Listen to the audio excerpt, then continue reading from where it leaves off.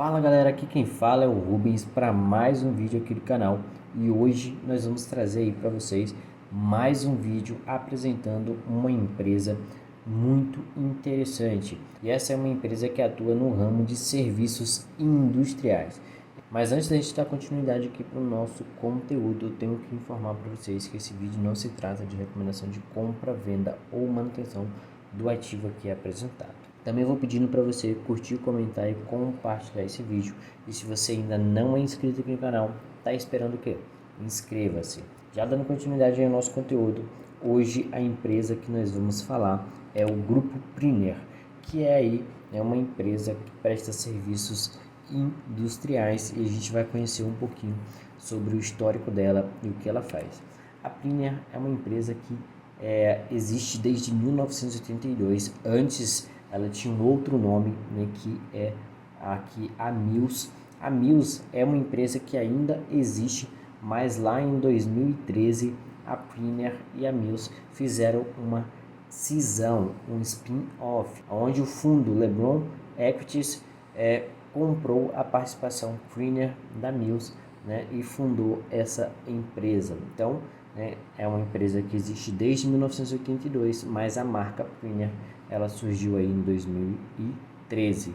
Então, a gente vai olhar principalmente aqui de 2013 para frente. Em 2017 foi realizado aí, né, a primeira fase do processo de M&A, adquirindo 51% da RR Isola Fácil. Em julho do mesmo ano, eles adquiriram 75% da Smart Coat, na engenharia de revestimentos, e em outubro do mesmo ano, a Priner se tornou a empresa pública PRNR3. Em 2020, no mês de fevereiro, a empresa fez aí o IPO na Bolsa de Valores. E no mesmo ano, eles fizeram aqui também diversas aí aquisições. Em novembro de 2021, eles fizeram a criação da unidade de negócios de infraestrutura e a realização do primeiro Priner Day, um evento aí para os seus investidores. Em 2022, eles fizeram a aquisição aí da Brito Catcher.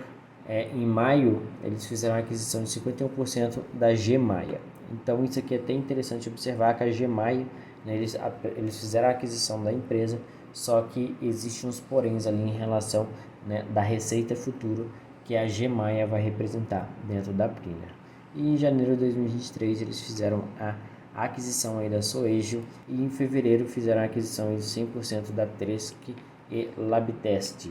Então, a gente vê que é uma empresa que desde 2013, quando fez a cisão aí da Mills, é uma empresa que vem realizando diversas aquisições em diferentes braços de atuação dentro do setor aonde ela está colocada. Então isso é interessante, mostra que a empresa tem uma gestão super ativa e que essa gestão está buscando trazer aí uma melhora cada vez mais, né, para os números da empresa e também, né, na participação da empresa dentro ali do mercado em que ela atua.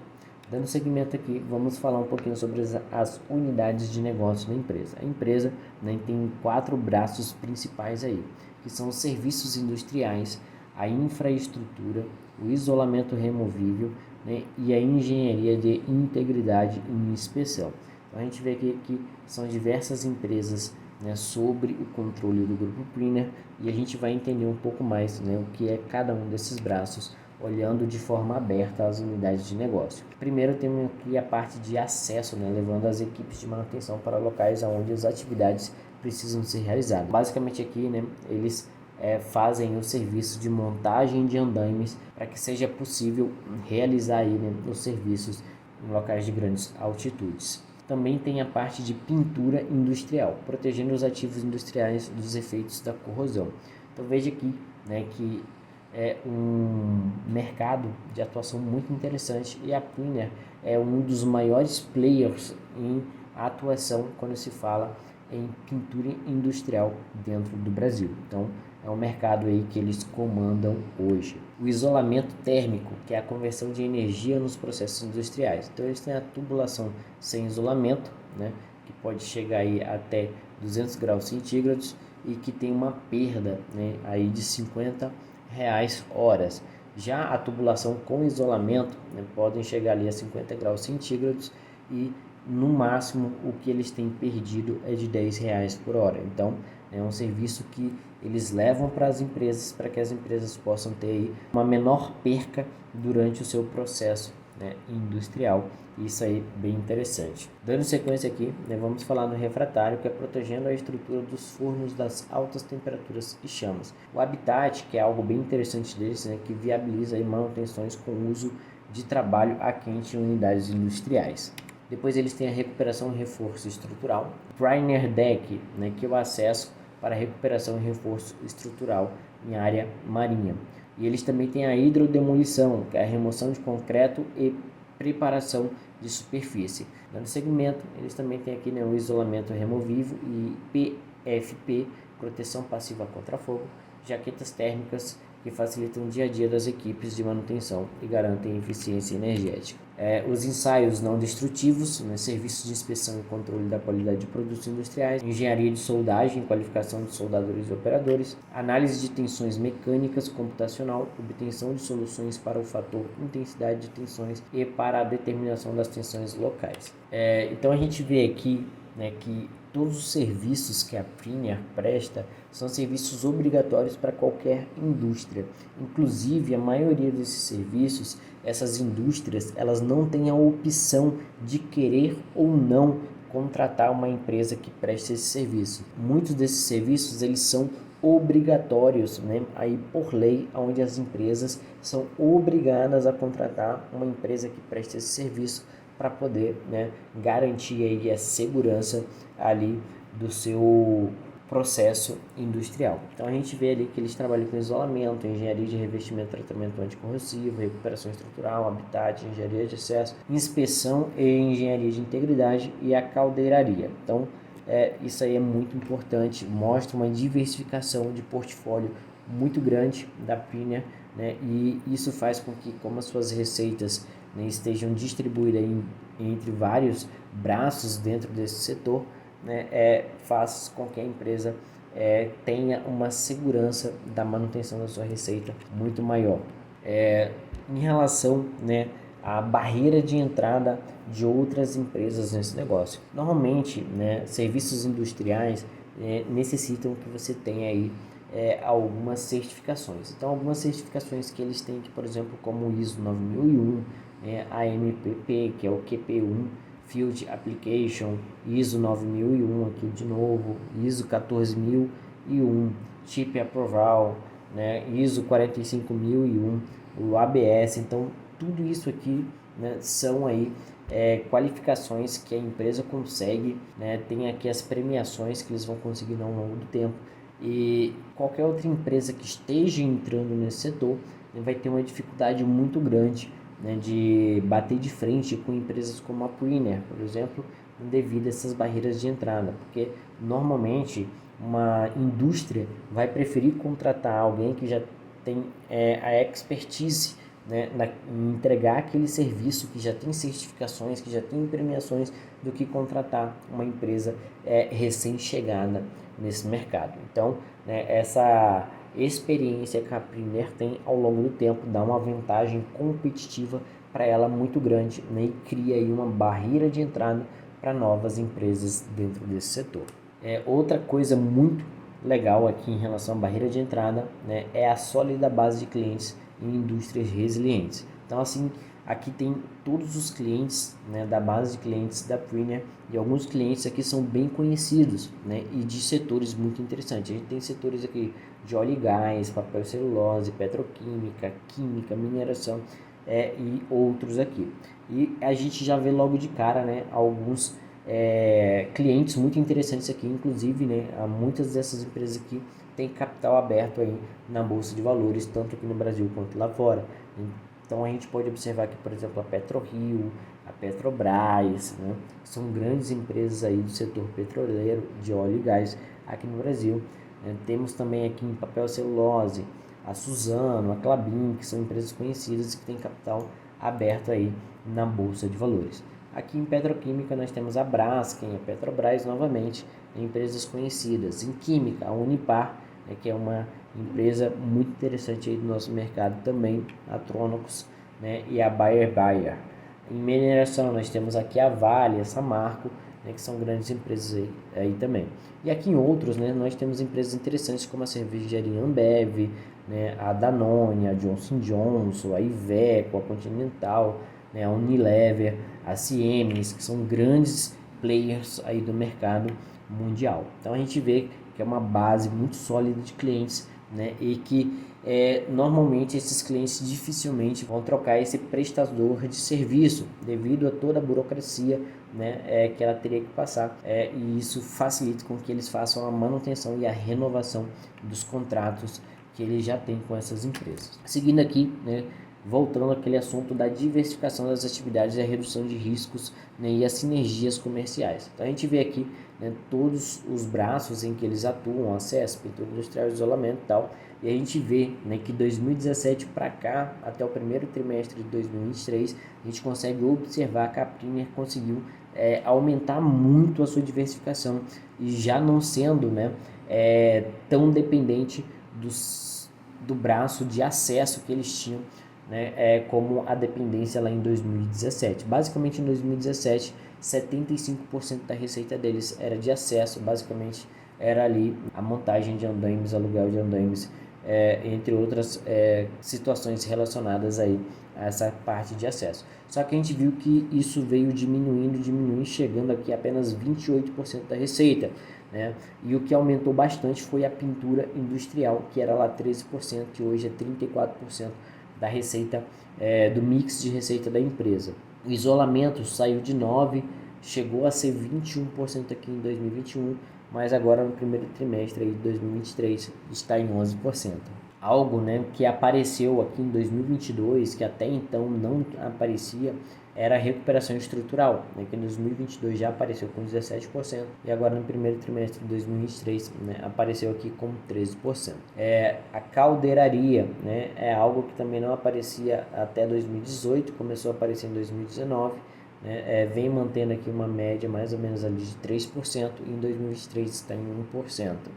Habitat também, né, era bem pequenininho, vem aqui numa linha mais ou menos de crescimento, deu uma diminuída em 2022, mas retomou agora para 3% em 2023. A engenharia não aparecia até 2019, começou a aparecer em 2020, né, e teve aqui um crescimento chegando a 7%. Então a gente vê que eles estão aumentando, né, esses braços de participação dentro desse mercado e aumentando aí o seu mix de receita. E isso é muito interessante porque reduz os riscos do portfólio da empresa. Seguindo aí para essa diversificação, vamos olhar isso, né, dentro da receita líquida por segmento.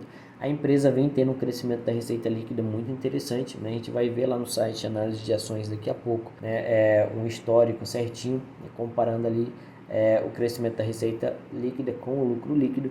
A gente vê aqui que lá em 2017 eles tinham uma receita líquida de 237 milhões de reais, né, vem crescendo até 2019, em 2020 devido à pandemia teve uma redução, mas a empresa logo em 2021 já começou a sua recuperação, né, basicamente dobrando o que ela tinha feito em 2020, chegando agora, né, em 2023 a 925 milhões, basicamente aí a 1 bilhão de reais de receita líquida. Isso é muito interessante, mostra que a empresa está conseguindo crescer a sua receita bruta, tendo aí também o crescimento da sua receita líquida e mantendo aquela diversificação. Óleo e gás aqui 296 milhões de reais, petroquímica 283 milhões, química 62 milhões, papel e celulose 39 milhões, mineração 168 milhões e outros aqui, né, que siderurgia, geração e energia e entre outros 78 milhões de reais. Então a gente vê, né, que a receita deles é bem diversificada por setores. É claro, né, que se somar aqui óleo e gás e a petroquímica, né, que é a parte de exploração aí de petróleo, a gente vê que ainda representa uma boa parte aí, né, do faturamento da empresa.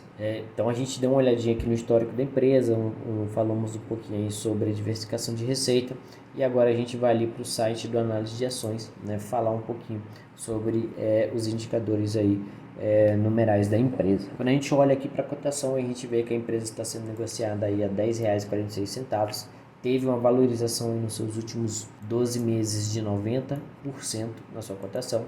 Quando a gente olha aqui o histórico da empresa, a gente vê que a empresa abriu capital a R$13, não teve aqui uma queda, vem negociando na faixa de R$8, chegou a bater aqui R$6, né, de 2021 até 2022 aqui a empresa vem capingando, mas agora recuperou, chegando aqui a uma cotação de R$10. Então a gente vê, né, que ela ainda não voltou, né, ao seu preço de abertura de capital.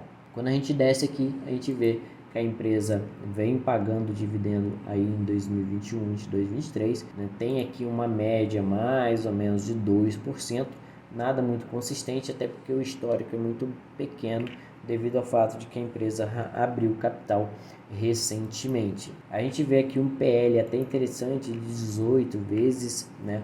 Uma média aqui desde 2021 na casa de 15, né? É um PL aí com uma expectativa nem tão grande, né? E isso aqui a gente vai entender um pouquinho quando a gente olhar para a parte de margem líquida da empresa, né? Já que quando a gente olha para a margem líquida, a empresa está aí com a margem líquida atualmente de 7%. Só que quando a gente olha para o histórico da empresa, a gente vai ver que essa margem deles é sempre bem pequena. Então a gente olha aqui o ROI, a empresa teve prejuízo em 2017, 2019 e 2020, né? E quando ela tem lucro aqui, a gente vê que a margem deles é numa média de 5%, que é uma média aí, né, de margem líquida, de lucro líquido muito baixa. Que deixa a empresa aí numa situação um pouco desconfortável, já que qualquer, né, ciclicidade dentro do seu setor de atuação acaba fazendo com que a empresa tenha prejuízos ali. E como ela tem uma boa parte ainda relevante de óleo e gás ali, petroquímica, né, então ela acaba sendo dependente também, né, dos preços aí das commodities desses setores. Quando a gente olha aqui, né, o preço sobre valor patrimonial, a empresa está negociando aí 1,73 vezes em relação ao seu valor patrimonial, que é de R$ 5,85 por ação, né? E ela tem um lucro por ação aqui de 54 centavos. Então, nós temos aqui um crescimento na receita, né, até interessante, 16% em 2021, 28% em 2022 e 28% aqui em 2023. Então, né, a gente vê aí que a empresa vem crescendo a sua receita, né, tem um ROI aqui interessante de 28%, uma margem bruta de 23%, mas se a gente olhar aqui a média é na casa ali de 15, 16% mais ou menos, né, é até interessante. O que me deixa assim muito pensativo em relação à empresa é principalmente essa parte aí que ela tem essa margem líquida muito baixa. Quando a gente olha para a receita líquida e para o lucro líquido, a gente vê que a receita da empresa desde 2021 é crescente, né, e ela vem mantendo também aqui um certo crescimento no lucro líquido. Então mostra que a empresa está melhorando aí, né, esse patamar que ela tinha aqui de 2015 a 2020. Até porque com o IPO aí, né, com as chamadas de capitais que ela tem realizado, a empresa tem conseguido realizar diversas aquisições que têm trazido melhora em seus resultados. Quando a gente olha para a dívida da empresa, a gente vê que a empresa ela sempre manteve aqui uma dívida até tranquila. Quando fez o IPO, chegou a ter uma dívida líquida negativa 2020 e 2021, mas a dívida já voltou a crescer, tendo aí hoje em 2023 um caixa de 79 milhões, uma dívida bruta de 276 milhões e uma dívida líquida de 197 milhões, até tranquilo aí em relação àquilo que a empresa gera ali de receita líquida, né? Então a gente vê que a Priner é uma empresa interessante, né, e que traz aí resultados positivos nos últimos 3 anos, abriu capital recentemente, pode ser um ativo bem interessante, um setor diferente aí, né? A atuação nos serviços industriais, não é propriamente uma indústria, mas ela está dentro das indústrias. Então diz aí pra gente o que você achou da Priner, comenta pra gente se você já tem ela, né, ou se você se interessou em estudar ela aí futuramente. Comenta pra gente se você conhece outras empresas além da Priner e da Mills que faz esse tipo de serviço e que também, né, são interessantes ou até que seja aí relativamente melhor em relação aos resultados que a Priner apresenta. Vou ficando por aqui, vou pedindo para você curtir, comentar e compartilhar esse vídeo.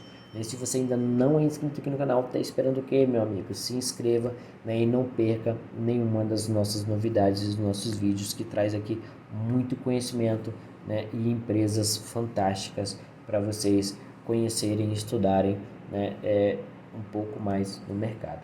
Então, sem mais, vou ficando por aqui e vejo vocês no próximo vídeo. Tchau, tchau.